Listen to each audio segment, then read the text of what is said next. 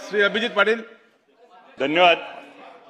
आज पुरवण्या मागण्यावरती गृह विभागावर बोलत असताना त्या ठिकाणी आज सायबर गुन्हे त्या ठिकाणी मोठ्या प्रमाणात होत आहेत आणि या सायबर गुन्ह्याच्या माध्यमातून एक घटना, एक धाराशिव साखर कारखान्याच्या बाबतीत 1,10,00,000 रुपये त्या ठिकाणी सायबर गुन्ह्यातनं त्या ठिकाणी ऑनलाईन गेले आणि त्याच्यातले आरोपी पकडले, परंतु त्याच्यातला वसूल झाला नाही आणि मग तो कायदा फक्त 420 सारखा गुन्हा फक्त दाखल होतोय आणि त्यातले जामीन होत आहेत आणि त्याची रिकव्हरी मात्र होत नाही.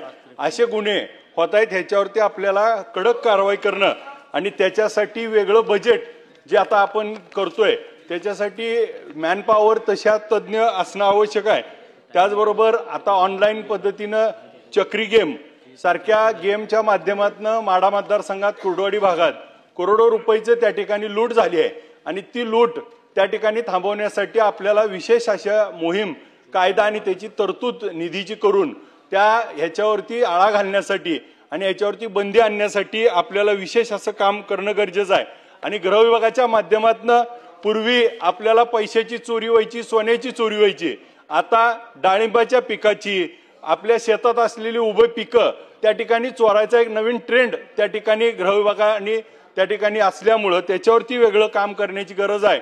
आणि मग माझ्या माढा मतदारसंघामध्ये DYSP ऑफिस त्या ठिकाणी स्वतंत्र माढा तालुक्याला व्हावं. मग कुर्डवाडी, माढा आणि त्या ठिकाणी टेंभुर्णी हे 3 पोलीस स्टेशन असताना मोडलीम पोलीस स्टेशनचा प्रस्ताव आहे, तर त्याच्यासाठी निधीची तरतूद होणं अपेक्षित होतं. त्याची वारंवार मागणी केली, त्याचा प्रस्ताव देखील आपल्यापाशी आलाय, तर त्यावर होत नाही.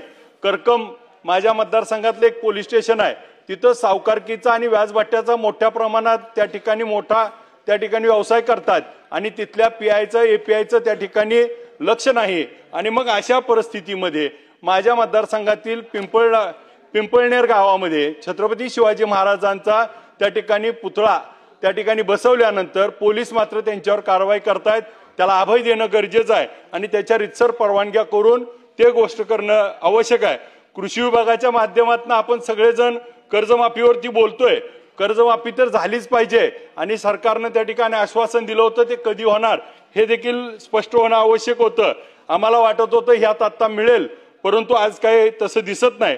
केळी लागवडीच्या बाबतीमध्ये 5 एकरच्या वरच्या शेतकऱ्याला भाऊसाहेब पुंडकर योजनेमध्ये समाविष्ट करून केळीचं अनुदान वाढवण्याच्या दृष्टीनं केळी संशोधन केंद्र आमच्या मतदारसंघामध्ये त्या ठिकाणी प्रस्तावित आहे. त्याला मंजुरी आणि त्याची निधीची सोय केलेली नाही. आज विम्याच्या बाबतीमध्ये जर विचार केला तर विम्याला त्या ठिकाणी आमच्या इथं 84-81 कोटी रुपये विम्याची रक्कम शेतकऱ्याला मिळणं बाकी आहे. आणि मग आम्ही DPDCच्या मीटिंगमध्ये त्याचा आढावा घेतला तर तो विम्याचा अधिकारी सांगतोय की सरकारकडनं आमचा 148 कोटीचा हप्ता येणं बाकी आहे, तो येईपर्यंत आम्ही देणार नाही. आणि मग शेतकऱ्याला आज त्या ठिकाणी पीक विमा मिळत नाही. दुसऱ्या बाजूला डाळिंब असेल, डाळिंबावरचे रोग असतील, बेदाण असेल, द्राक्ष असतील, ह्याच्यावरती काम करण्याची आवश्यकता आहे. ऊसाच्या नवीन जाती डेव्हलप करण्यासाठी प्रोव्हिजन करणं आवश्यक आहे. आपण AI च्या जमान्यात जातोय, परंतु ह्या ऊसाच्या जातीवरती काम करणं गरजेचं आहे. इथेनॉलचे दर वाढवण्यासाठी सरकारनं पाठपुरावा करणं गरजेचं आहे. एका बाजूला MSP मात्र साखरेचा भाव 3100 रुपये आणि दुसऱ्या बाजूला शेतकऱ्याला FRP देण्यासाठी 3550 रुपयाचा भाव त्या ठिकाणी केलाय. तर त्या ठिकाणी इथेनॉलवरती गाड्या चालणाऱ्या फ्लेक्स इंजिन या संदर्भात वारंवार त्या ठिकाणी बोललं जातं. केंद्रीय मंत्री गडकरी साहेब याचा पाठपुरावा करतात, परंतु आज देखील त्याच्यावरती काम होताना दिसत नाही. दूध दराच्या बाबतीमध्ये 7 रुपयाचं अनुदान अजून आमच्या सोलापूर जिल्ह्याचं अनुदान मिळालेलं नाही. त्या अनुदानाच्या संदर्भात देखील पाठपुरावा त्या ठिकाणी आम्ही करतोय. ह्याच्यात निधीची तरतूद झाली आहे, परंतु त्याला मिळायला वेळ लागतो. ते वेळच्या वेळेला शेतकऱ्याला मिळणं आवश्यक आहे आणि शेतकऱ्याला त्या ठिकाणी दिलासा देणं. मत्स्य व्यवसायाच्या संदर्भात उजनी धरण हे मोठं धरण आहे आणि त्या ठिकाणी मागच्या वेळी देखील मंत्री महोदयांना याची मागणी केली होती की मत्स्यबीज सोडण्यासाठी आणि आमच्या भागातल्या सगळ्या त्या ठिकाणी तळ्यामध्ये मत्स्यबीज सोडून माशाचा मोठा व्यवसाय होतोय, परंतु त्याच्यावर आज काम झालेलं दिसत नाही. पशुधनाच्या बाबतीत आज गावरान जनावर असतील, नवीन जाती ह्या डेव्हलप करणं आणि पशुधन वाचवण्याच्या दृष्टीनं आवश्यक आहे. उद्योगाच्या बाबतीमध्ये माझ्या मतदारसंघात टेंभुर्णी मोठी MIDC आहे, त्या MIDC मध्ये फायर ब्रिगेडची गाडी नाही, त्याच्यासाठी वारंवार पत्र देऊन ह्याच्यात निधीची तरतूद करण्यात आली नाही। आणि मोडणी MIDC त्या ठिकाणी पहिली अधिसूचना निघाली आहे, त्याचं मोजणी झाली आहे, त्याच्यासाठी निधीची उपलब्धता करून भूसंपादनाला त्या ठिकाणी सुरुवात करणं आवश्यक आहे, त्याची तरतूद यामध्ये झालेली नाही। त्या ठिकाणी मेंढापूर MIDCचा आमचा प्रस्ताव प्रलंबित आहे। आम्हाला मंत्री महोदयांनी अधिवेशन संपायच्या आधी 2 मिनिट अध्यक्ष, 1 मिनिट सभागृहाची वेळ कामकाज संपेपर्यंत वाढवण्यात येत आहे। धन्यवाद। त्या मेंढापूर MIDC हा प्रस्ताव गेले अनेक वर्ष प्रलंबित आहे, त्याचा पाठपुरावा करतोय। महसूल मंत्री साहेब आणि उद्योग मंत्री आणि वनमंत्री हे मला बैठक घेतो असं आश्वासन दिलंय, त्याची तरतूद झालेली नाही, त्याची तरतूद करणं आवश्यक आहे। ऊर्जा खात्याचा सगळ्यात महत्त्वाचा प्रश्न आहे। ऊर्जा खात्याच्या बाबतीमध्ये आजची परिस्थिती अशी आहे की आम्हाला ज्यावेळेस आम्ही ऑनलाईन अर्ज करतोय मागेल त्याला सोलार पंप, पण त्याच्यामध्ये 3 HPचा आणि 5 HPचा जो सोलार पंप आहे तो 7/12 टाकल्यानंतर त्या ठिकाणी घेतला जातो, परंतु 8 वरती क्षेत्र वेगळं असतं आणि एकच 7/12 घेतला जातो आणि त्याला मात्र 3 HPचा पंप मिळतो, पण त्याला आवश्यक असतो 7.5 HP। तर ही अट त्या ठिकाणी रद्द करून शेतकऱ्याला ऐच्छिक्य करणं गरजेचं आहे आणि याच्यावर काम करणं गरजेचं आहे।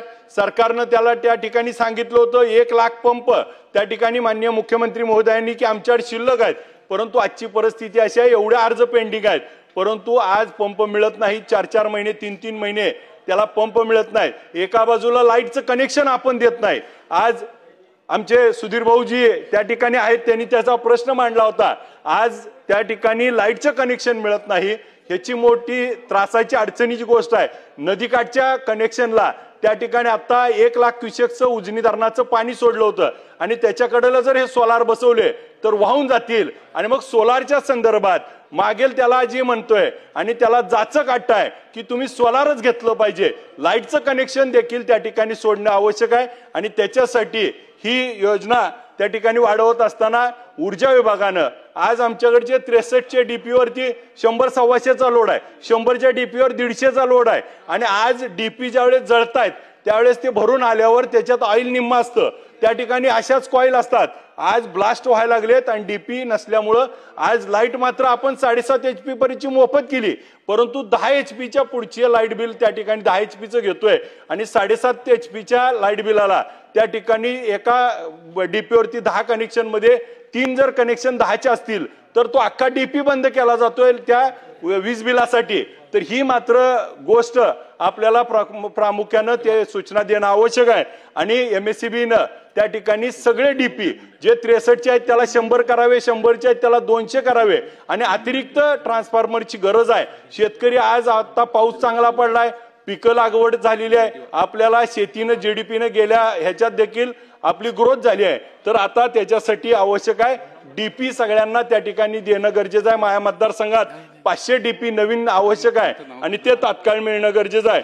220 KWचं माडा सबस्टेशन त्या ठिकाणी सर्व जागा वगैरे झाली आहे, त्याला 150 कोटी रुपयाची तरतूद आवश्यक होती, ह्या बजेटमध्ये पुरवण्या मागण्यामध्ये त्या ठिकाणी करल अशी अपेक्षा होती, परंतु ती झाली नाही, तर ती करावी अशी माझी या निमित्तानं विनंती आहे। आणि मराठी भाषा हा विषय आहे, मराठी भाषेच्या संदर्भात एवढंच सांगतो की संत ज्ञानेश्वर महाराजांनी मराठीतून त्या ठिकाणी ज्ञानेश्वरी लिहिली, म्हणून त्यांना काय हालापास्या सोसावं लागल्या आणि मग तीच आज परंपरा आपण पुढे घेऊन जात असताना आज आपले पवाडे असतील, आपला इतिहास असेल, आपलं सर्व गोष्टी ह्या मराठीतून आहेत आणि मग मराठीला त्या ठिकाणी बाजूला ठेवणं हे योग्य नाही। आज आपण जर बघितलं लग्नामध्ये त्या ठिकाणी नवरदेव पारण्याला निघाल्यानंतर ती परटीन मावशी जी आमची गाणं म्हणती ती आज कुणालाच कळलं नाही, पण ती आपली मराठीची संस्कृती आहे, ती आपल्याला विसरून चालणार नाही। मग अंगाई असेल, आपल्या मराठी भाषेला त्या ठिकाणी अभिजात दर्जा मिळालाय आणि त्याच्यासाठी काम करणं आवश्यक आहे। मला बोलण्याची संधी दिली त्याबद्दल धन्यवाद।